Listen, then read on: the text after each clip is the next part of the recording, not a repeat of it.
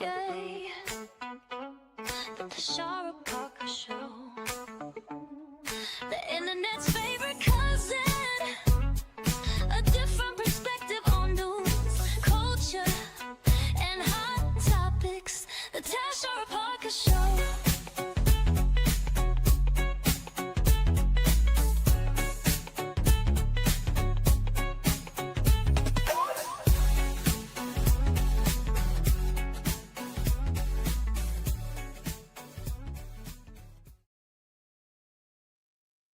Well, good morning, everybody, and welcome to the Tashara Parker Show here on the Tashara Parker Show channel. Look, we have quite a bit to talk about this morning. If you are new here, welcome to the soft launch, okay? Don't forget to like and comment if you're watching this anywhere other than YouTube.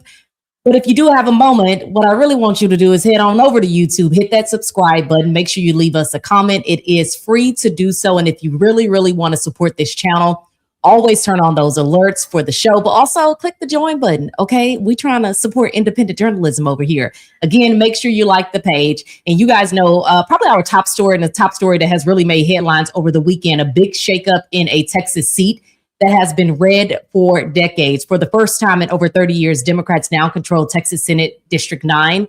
That seat, by the way, long considered safely Republican, stepping in for outgoing Senator Kelly Hancock, who's now serving as state comptroller, is Taylor Ramett. He is a 33-year-old union machinist, veteran, and first-time candidate who ran on what a lot of folks like to call kitchen table issues and flipped the seat that Donald Trump carried by double digits just 2 years ago. Now, that campaign centered working families. Ramett focused on lowering property taxes, protecting public education, and rebuilding vocational training programs in Texas schools. And we talked about that when we had Ramett on the show, if you guys remember. He faced off against Lee Wamsgans, a conservative activist with deep ties to Patriot Mobile. And if you're unfamiliar with them, that is a group known for backing book bans and culture war candidates. But in the end, Ramett's message of unity, jobs, and local control beat out that noise. In a speech at his election night party late Saturday, Ramett thanked his supporters for helping secure the victory. Everybody, from the bottom of my heart, thank you so much for being involved and helping with this campaign. Tonight, this win goes to everyday working people. Let's go!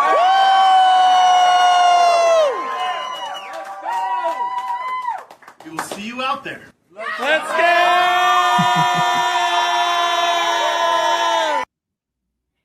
Now, this win wasn't just a celebration for Democrats. It was a wake-up call for Republicans, a signal that even the deepest of red districts aren't guaranteed anymore. Y'all caught a glimpse of our producer there. I guess you wanted some airtime, Miss Amani. Thank you so much. You're in the background helping us out, making sure everything goes as planned. By the way, this is not over. Both Ramett and Wamsgans are running again in November.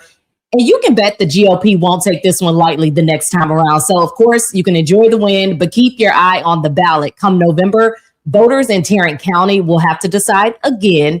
And y'all already know this time everybody is watching. Speaking of voting, you know what really has me flabbergasted? Truly is this. Even though this was one of the most closely watched elections in Texas, an election that grabbed headlines across the state and the country, barely 15% of registered voters showed up to cast a ballot. 15%. There are nearly 700,000 registered voters in that Texas district, and just under 95,000 came out to vote. Now, Texas, hello. I know we can do better than this. Today is the last day to register to vote before the March primary. And let me be real with you. If you're not registered, you will not be voting in one of the biggest races everybody is talking about, and that is the matchup between Congresswoman Jasmine Crockett and James Tallarico. That is the headline race, whether you believe it or not. That's what's making waves right now. But you can't weigh in if you're not in the system, and that means it is on you today to make sure your voter registration is locked in. You can head to votetexas.gov to check your status. If you've moved, change your name, you need to update all that information, and you can do that part online. But if you're registering or updating by mail, it's got to be postmarked today. You can also head to your local election office and take care of it in person. As far as what's next, early voting again runs February 17th through the 27th. Primary election day is March 3rd. We're talking U.S. Senate, congressional seats, statewide offices like governor, lieutenant governor, attorney general, the whole slate. And again, the decision is made in March, decide who is on that November ballot. Okay, now this story is one that I feel like a lot of folks have not been talking about enough. So speaking of voting, have you guys heard about this? Texas handed over personal information on nearly 18 million registered voters to the Trump Justice Department.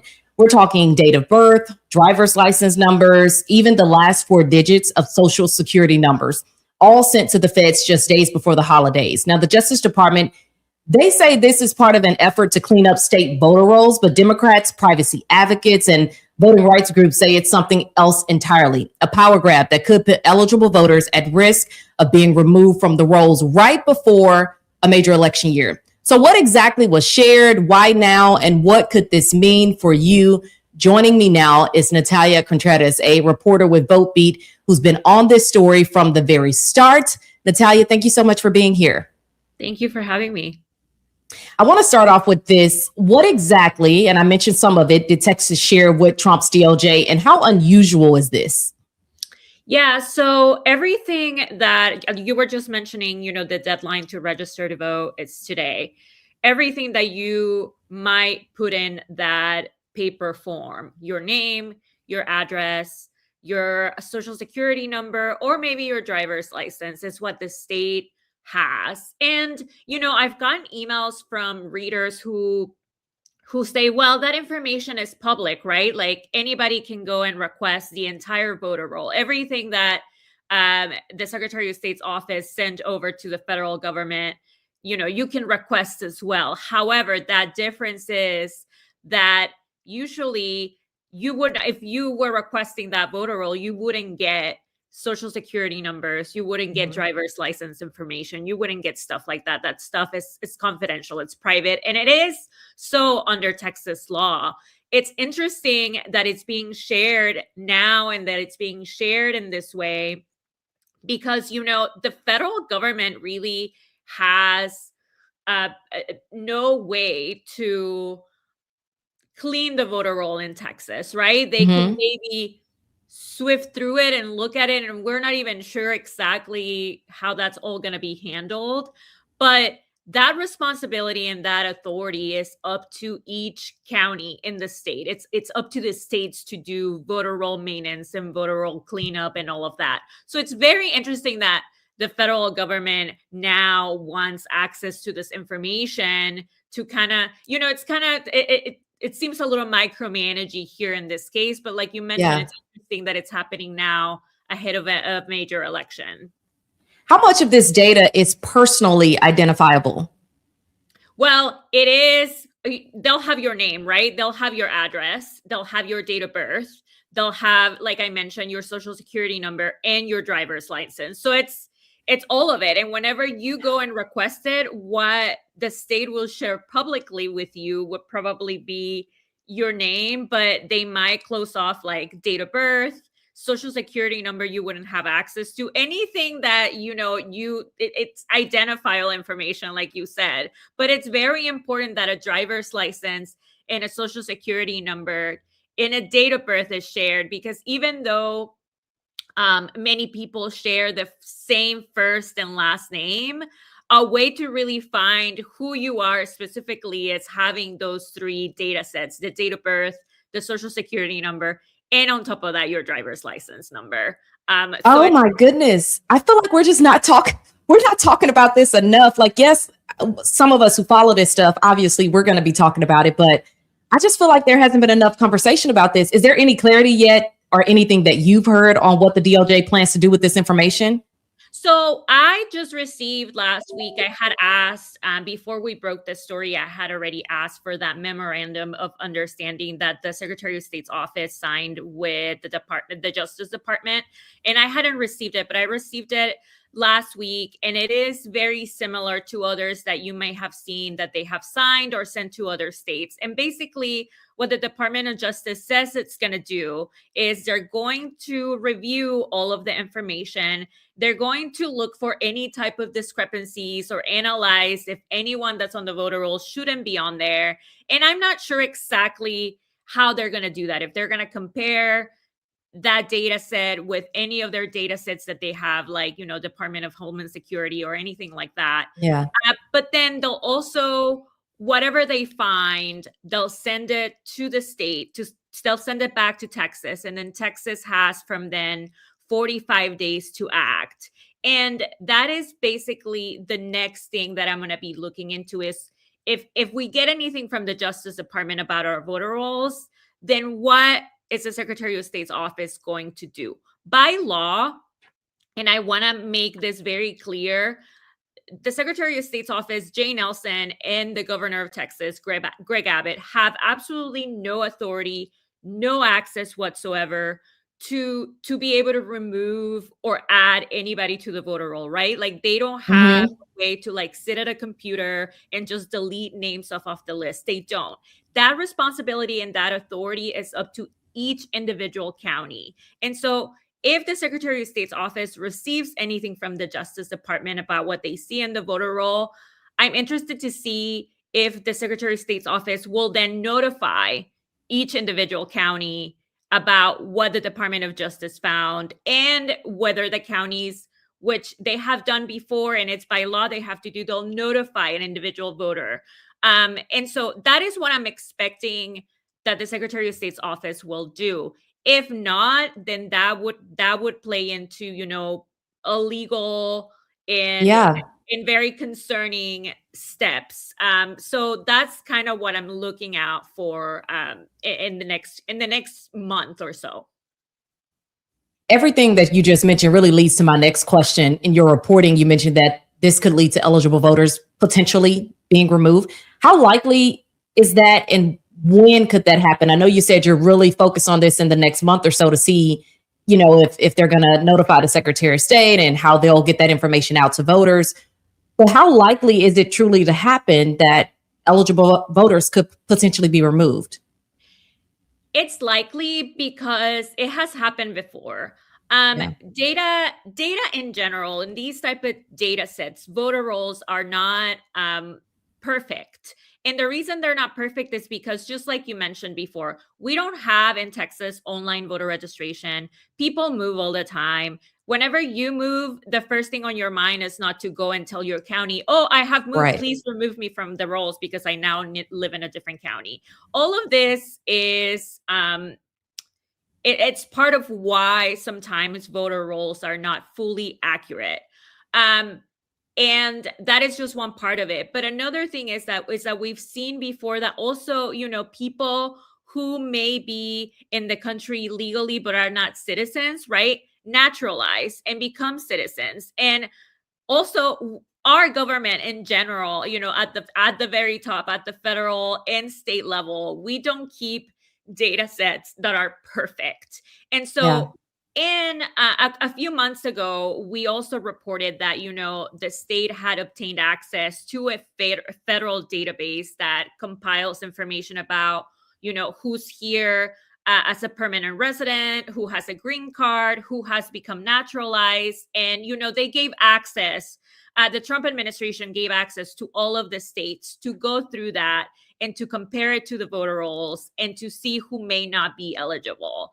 And we found actually that there was a lot of people in that list that had become naturalized, but they were still marked as, having a green card still. So even that data at the federal government, it's not fully perfect. It's not fully accurate. So I am definitely going to be looking for that piece, right? That the fact that we already know that these data sets aren't perfect is a reason why we will be questioning the type of data that we get from the federal government, the type of information that they share with the state, and, who they're flagging as, potentially ineligible that may be eligible to vote. And so another thing here is, like I said, the way that our state makes voters aware of a problem with their voter registration is through the mail. County officials are not allowed to just call you or email you. They're supposed to send you a letter with all of these parts of the law and, what's wrong with your registration and, if there's a problem or if, you've been flagged for something. whoever, always is checking their mail to see if they're getting anything from their county, right? So if you are eligible and you're potentially flagged for something, or there's a problem with your registration and you never see this notice from your county voter registrar, 30 days pass and, they're required to remove you if you don't answer. So, or put you in the suspense list. A suspense list means that, they haven't heard from you. They don't know if you live where you said that you live still. And so that doesn't mean that you can't vote. You just need to update that information. But how are you supposed to know if this is the way that we're communicating that information to voters? Look, I'm going to just say this, Natalia. This sounds like a big old mess is what it sounds like to me. Katrina in the comments saying further disenfranchisement. Look, we all want all of us to be able to register and cast our ballots, but obviously we got to make sure that we're paying attention, especially if mail and snail mail is going to be the only way that folks are going to be notified if that does happen. For people watching right now, Natalia, should they be worried about their voter registration status? What should they do next? If you have registered already on time, I would really recommend that people, you had mentioned a website earlier for the states, but I think that county registrars would be happy right now to answer a call from you to ensure that you are on the list. And I would highly recommend that you do that. When I first registered to vote in Texas, I did that and I had registered and I wasn't on the rolls. And I did that within weeks. So I had time, but I know there's people out there that have a lot going on and they don't have time to be calling, but I would really recommend you call and check to make sure everything is good to go. There's just so many moving parts to registering to vote in Texas to begin with that I think we really need to be on top of this. Okay. Until something changes, right? Until it gets better for us out there. You already know it. And this is obviously a story for those of you who are following this that we are following here in the Tashara Parker Show newsroom. Natalia, thank you so much. We appreciate your reporting and all the work that you're doing. Thank you for your time today. Thank you. Okay, so our next story, you guys, is all about election season, or our next guest, I should say. One of the things that we set out to do when we created the Tashara Parker Show is really give candidates a chance to get past all the talking points, talk about things that are really happening and what folks need and want to hear about electing or re-electing them. In House District 101, a generational debate is taking shape. On one side, a Gen Z candidate, Junior Izanu, saying the district needs a fighter for this moment. On the other, a 7-term state lawmaker with deep roots in the district, a long legislative record, and real wins for the folks who live in the district. State Representative Chris Turner has held this seat for more than a decade, and he's now being challenged by a younger candidate calling for a different kind of energy. Representative Turner joins us now. Glad to have you with us, Rep. How you doing? Right. Oh, I think there you go. Good morning. Good morning. Can you hear me now? I can. Thank you so much. You know, with this technology, we on mute and doing all the things. Trust me, I get it. For those unfamiliar with Rep. Turner, he has represented parts of Arlington, Grand Prairie, and Mansfield for more than 14 years. He served on key committees, including State Affairs, Ways and Means, and Redistricting, and previously led House Democrats during some of the most contentious legislative fights in Texas. I want to start off with this. I spoke with your opponent recently, and he did not have anything negative to say about you, but that he believes the district needs a fighter for this moment. What's your response to that, and how do you define fighting for the district after 14 years in office? Yeah, absolutely. First of all, it's great to be with you, and congratulations on this show. And, I would just say that he's absolutely right. We need Democrats to fight right now, fight like never before, because the threats we are facing to our liberties, our way of life, our freedoms in this country under Donald Trump and his acolytes like Greg Abbott and Ken Paxton is a very, very real threat. The reality is I have not only fought, I have helped lead the fight for the last several years in the Texas legislature and continue to do so. What I find from my constituents and the voters of House District 101 is they absolutely want someone who's going to fight. They also want someone who's going to be able to get results while we're fighting. And that's my record. That's what I have done.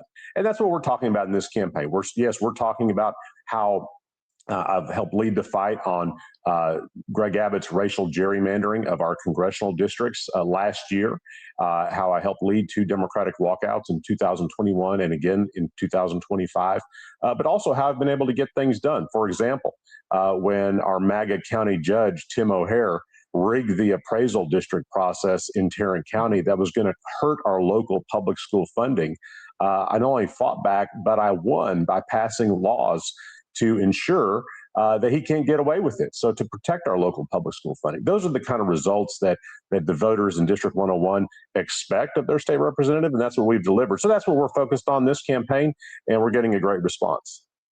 I want to ask you this, Rep. Turner, for voters who may only see the word establishment or they hear that word, how do you make the case that experience can still mean urgency? You kind of mentioned a little bit of it, but how do you make that case? Yeah, absolutely. It's a very, very fair question. I think largely I do that by showing up. I think if you talk to voters in District 101, they know that I'm one of the most accessible elected officials in Tarrant County. I hold town halls on a regular basis throughout my district that are open to the public. I'm always available to meet with constituents when they want to have a meeting and talk about an issue. I have a full-time staff that works on constituent casework, and I'm constantly out in the community, whether it's an election year, not an election year, a session year, not a session year. I'm always at community events and working hard for the people of this district. So I think the key is being accessible, being available, responding to constituents, and working on the issues that they want us to work on when the legislature is in session in Austin. There's a lot of conversation about young people feeling locked out of policymaking, that they're asked for their vote, but not really given a seat at the table. What do you think Gen Z is right about? And where do you think government needs to change to really keep them engaged? I think Gen Z is right about a lot of things in our political system and things that need to change. And first and foremost, we need young people to participate in the process and vote. And we continue to see, and this is not a new thing. This has happened across generations where young people who are eligible to vote have not voted in the numbers that they could. And we've seen that, there have been elections where candidates, Barack Obama comes to mind probably most prominently, was able to bring a lot of young people into the process, which was a beautiful thing to see back in 2008, and even again in his reelection in 2012. And what I try to tell younger voters and potential voters in my district, I represent UT Arlington, a huge university of more than 40,000 students, is your voice matters. And the issues that are being debated, whether it's in Washington, in Austin, or at Arlington City Hall, very much affect your lives. And if you're not voting, you don't have a voice in the process, and you deserve to have a voice in your process. That is your right as an American citizen, and it is a sacred duty as an American citizen to participate in the electoral process. So I try to do that, and one of the ways I try to engage with students specifically, we do events on campus every semester at UT Arlington, just kind of I wouldn't call it a town hall, but just basically a come and go type thing. Like come by, meet your state rep, ask us anything, talk to us about anything. And I think those kinds of things help. I think we need more elected officials to do that type of work. But we want to, be able to continuously engage with younger Texans to encourage them to participate in the process. And I'm proud to have a lot of young folks working on our campaign, getting firsthand experience on how to go about running a campaign and winning a campaign. You've secured millions for local parks, libraries, UT Arlington. You just mentioned that a little bit, and infrastructure, and passed major legislation, education, healthcare, and property tax relief. How do you balance big picture policy fights with the everyday needs people are feeling right now? And I'm talking housing, cost of living, economic pressure. How do you balance both? Yeah, well, that's one of the challenges of this job, is you've got to be able to balance a lot of different priorities, and sometimes they're competing priorities. What I try to do is one, have the mindset that there's 181 state legislators between the House and the Senate whose job it is to vote on these big statewide issues, and that's a job I take very seriously, and try to cast the correct vote for our district. But there's only one state representative whose job it is to fight for Arlington and Grand Prairie and Mansfield. And so I always prioritize how to fight for our district and be responsive to the needs of our district, because I'm the only one who's responsible for that. It's not the responsibility of my colleagues elsewhere in the state to do that. It's mine and mine alone. And so we always prioritize in a legislative session, what can we deliver for our district, whether it's millions of dollars of funding for UT Arlington, needed improvements to neglected city parks that you alluded to, which we've had some success at in terms of Grand Prairie parks, or key transportation issues, upgrading, never make headlines, but things that matter to people in our district, like upgrading key pedestrian safety crossings and sidewalks in a congested part of Arlington, where there had tragically been a lot of pedestrian fatalities and accidents. And so those are the types of things that I prioritize. And then on the, you mentioned affordability. It is a key. I hear it everywhere I go. And to start with, we have a president who campaigned on affordability and has delivered absolutely nothing in that regard. He's taken us in the wrong direction with his tariffs that are hurting the economy and driving up prices.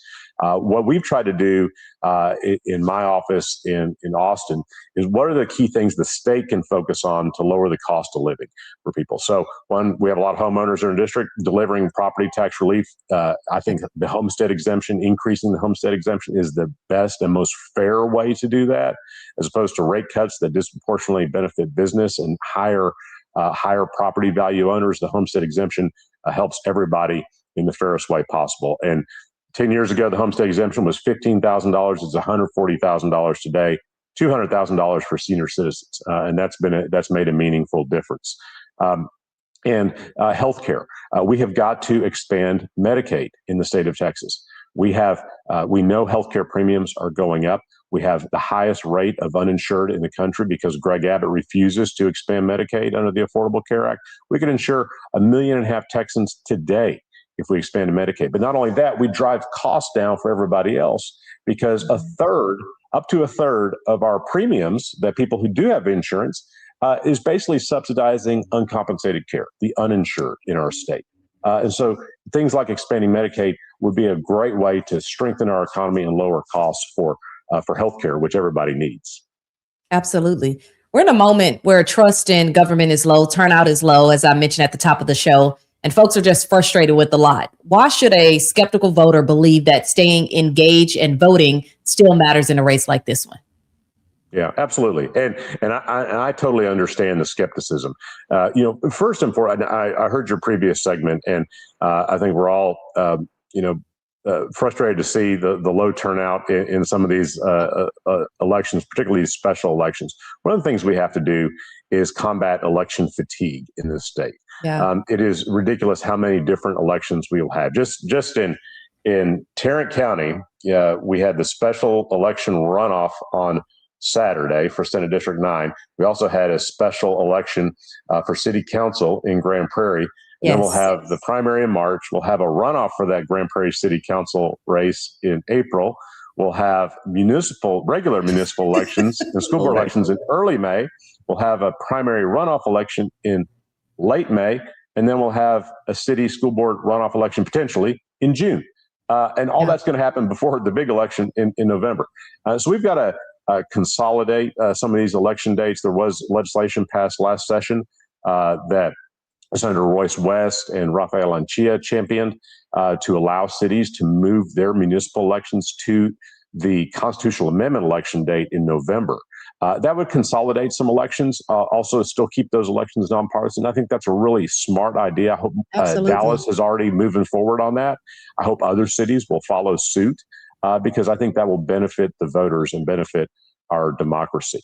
But fundamentally, we have to, those of us in elected office, those of us running for office, we have to convince voters that their voice matters and that these issues, again, whether it's in Washington, Austin, or at the local level, impact them dramatically, from everything from their health care to their children's education, to public safety, to how they get to work and back home again.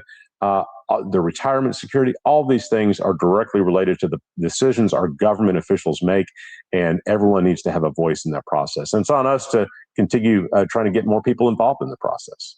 Yeah. I do want to ask you this. This is my last question, so feel free to tack on at the end if you need to. For the voter watching right now who may be torn between experience and change, what do you want them to understand about who you are, not just who you've been and all the work that you've done in the legislature? Who do you want them to understand? What do you want them, I should say, to understand about who you are right now? Yeah, well, no, I appreciate that question. So, for anyone who's not familiar with me, what I hope people will understand is I'm a lifelong Texan. I grew up in a middle class family in East Dallas. Graduated from Skyline High School. My dad worked for a long time in a grocery store and then in a public library, and my mom was a teacher. And they still live over there in the same house I grew up in. And I was fortunate to be able to go to college. Went to the University of Texas at Austin, where I received a bachelor's degree. And since college, really, I've spent my life working in Texas politics and government. Because there's a lot of ways to make a difference in our community. You can do it through a lot of different vocations, a lot of different professions. Politics is not the only way. It's the way that made the most sense for me. And so I started working to elect Democrats to office in Texas. My timing was not great because that coincided with the time the Republicans were really starting to win a lot of races in Texas. But I was privileged to work for a member of Congress who represented the most Republican district in America, held by a Democrat. I ran several of his campaigns successfully, and that really gave me the background in government to not only know how to win a campaign, but more importantly, how to use a legislative office to make a difference for your district and for the people you represent, as well as help individual constituents with something they may need help with their government. And so my wife, Lisa, and I have lived in southern Tarrant County for over 25 years. And we live in Grand Prairie today. We've lived here for the last 15 years or so. And, we love this community. Our kids went to Mansfield Public Schools, which is, I represent about half of the Mansfield Independent School District. So we have deep roots in this community. We love this community. We care about it. And it's just a privilege to be able to serve our community. I enjoy being in the legislature and in the work we do in the House when we're there in session. What I love even more is being out and about in our district and talking with my neighbors, my constituents, and hearing what's on their minds and being part of this really vibrant, diverse community. And it's a privilege to be part of it. Rep. Turner, hoping to get your vote again, reelected for HD 101. Thank you so much. Appreciate it. Tashara, thank you so much for having me on today. Absolutely. Okay, you guys, I see your comments. Deidre, excellent point. We can all make a significant difference, absolutely, in different parts of wherever you are. Where else we saying? We can't become so exhausted that we give up hope and the vote and voice. Thank you, Deidre, for that. Curtis, thank you. Appreciate your comments. And Katrina, I saw your comments earlier. Florence, Janice, good morning to everybody. I'm a late coffee drinker in the morning, so I am reading your comments and I still have my coffee here on the side and I have not even been able to dig into it because we were trying to make sure that we were prepared for the show today. I got to get to my next favorite story. Happy Black History Month. Well, it is not a story, but I just want to make sure I tell my people Happy Black History Month. Okay. That is my second favorite month of the year. I hope you take a moment to look back over the last 100 years of celebrations and really, really lean into why Black History Month is so important. And honestly, we should be celebrating each other every single month, not just the shortest month of the year that gets hijacked by so many other things happening during the month of February. But we can talk about that on another day. But I hope you guys are enjoying your morning. I hope you do something fun to celebrate this Black History Month. I hope you get engaged. I hope you vote. I hope you're registered to vote. VoteTexas.gov. I shared that information earlier, but please make sure you go and have your information updated if you need to do that, or do what you have to do to make sure that you can vote in the March primary. I completely understand what Rep. Turner is mentioning when he says, folks are tired. Like y'all voting every few months, it seems like. And folks are like, didn't I just vote? And you got to think about it. A lot of folks don't follow this stuff as closely as some of us follow it. And so I think we forget that because people don't follow it as closely, some people may be like, hey, I just voted last November. What do you mean I need to vote again? Right? They're like, oh, maybe keep the same vote. Y'all will be surprised at how people think about voting. And so I would just encourage all of you to remind your friends, your family member, anytime that they see a voting season coming up, to make sure that they're registered, number one, but also to help them and make sure they go and cast their ballot. Okay. Let's see here. Not sorry I'm late. Girl, you missed the whole show. Good morning. Good morning. Good morning. Good morning. Delandro Payne say they are ready. Thank you so much for tapping in. We're live every day at 11 a.m. I want to thank you all for supporting independent journalism.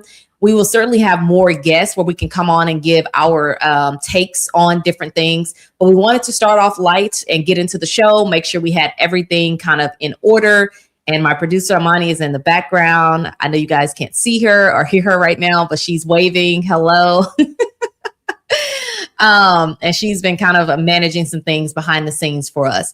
And so what I will say, again, we'll be here at 11 a.m. We're going to try not to be on CP time. All right. We're going to try to make sure we start on time every day. But, you know, sometimes things happen when you're trying to get some breaking news, okay, to add to the show. But yeah, I want y'all to join in on this. I know a lot of you may be watching on Facebook. I would encourage you to go to YouTube. Make sure you like and subscribe to my page. This is all brand new, so obviously it's going to take some time to continue building, but I am building this out loud in front of all of you. I hope you will continue to tap in. Anytime you see us live on here, whether it's on Facebook or YouTube, yes, I want you to go to YouTube right now. Please go to youtube.com/Tashara Parker, youtube.com/Tashara Parker. At the very top of the page, you'll see where you can subscribe to the page. You can also join and become a member if you choose to do so. To subscribe, it is totally free. But if you are watching this, when you comment and you share this video with other people, it allows more people to see what we are doing here. And what we are doing is we are building the Tashara Parker Show. We're building a space for us, a space to continue sharing our stories and having conversations. It was a lot more structured today than what I foresee this being. But yeah, I don't think it'll be as structured, but we're going to be having them conversations. Okay. Yes, Simply Purple. Thank you so much. Building a movement. Deidre reminding you guys to make sure you go and check your voter registration status. Again, she shared it and many of you have shared it as well. Good morning, A. White. Appreciate you tapping in, and you tapped in on YouTube. That's what I'm talking about. Tap in on YouTube, folks. I really, really appreciate it. Let me get some of these comments that are on here because, or actually, Amani, can you share A. White's comment and then go kind of up the list and we'll share some of those other comments. Good morning, A. White.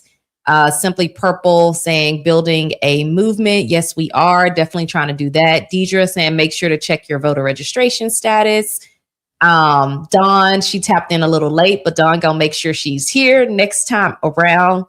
And Karen Smith saying we can't give up. Yes, absolutely. This is necessary work and we have to make sure that we are doing the best that we can. Okay. So that is all for us, you guys. We did our first show. I did not promote this yet, but I will be promoting it. But yes, we did our first show and I'm so excited that we made this thing happen. It is not easy. It is a lot of work to do these kind of things. It takes time, energy, talent. And I was up all night and up early this morning to make sure that we can make it happen. Mo Storyteller tapping in here on YouTube as well. He is a member of the Tashara Parker Show. So thank you, Mo, for tapping in. Again, this was just our first time going live specifically for the full show. Again, we'll have much more content over the coming days, over the coming weeks, coming months. But we just wanted to ease on into this thing, okay? And see how it goes, all right? So we won't have no technical difficulties. All right, so that is it, you guys. Again, remember to like, share, subscribe. Even after this video ends, you can go back and comment on the video if there was something that you missed at the top of the show. But I would love for you all to go to YouTube and not only subscribe. Yes, that certainly helps. But please go to YouTube and become a member as well and watch us on YouTube. Facebook is cool. And I love that you guys are still tapped in over on my Facebook page. But again, I would love for you to really, really tap in when it comes to to our YouTube page. Thank you, Shirley. Oh, and then at the bottom of your screen, you see it scrolling. You can like, subscribe, and support independent journalism by becoming a member of our YouTube channel. And that's going to be scrolling usually throughout the entire show. We'll make sure to have that on just to remind you guys of how you can support us. But again, tuning in live on YouTube is the best way. Now I'm going to keep my Facebook family. That's cool. But tuning in live on YouTube is always going to be the best way that you can support us and make sure that we see your comments, etc. Okay. Oh, I can't believe we finished it. Oh. Got to give our little Martin on. Some of y'all might be too young to know what I'm talking about, but that's okay. Was that Roscoe Jenkins or was that oh wait, that may be the wrong one. I'm going between shows. Which one was the police officer? Is that Roscoe? Whatever. Y'all know what I'm talking about. Anyway. Thank you, Miss D Mac. Appreciate it. Okay, we're about to end. I want to scream in this mic, but it's gonna be too loud. Bye, y'all. Thank y'all so much. Go like, comment, subscribe to the YouTube channel. Thank you.